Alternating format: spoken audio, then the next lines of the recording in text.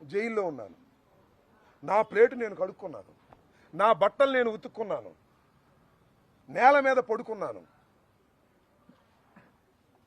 Student life గుర్తొచ్చింది. ఆంధ్ర యూనివర్సిటీలో నేల మీద పడుకుని ఎవరి బట్టలు వాళ్ళు ఉతుక్కుని, నేను ఏర్పేళ్ళు చదువుకున్నా వ్యాసాశ్రమంలో, ఎవడ పళ్ళని వాడు కడుక్కుని, అది గుర్తొచ్చింది. I enjoyed the jail life.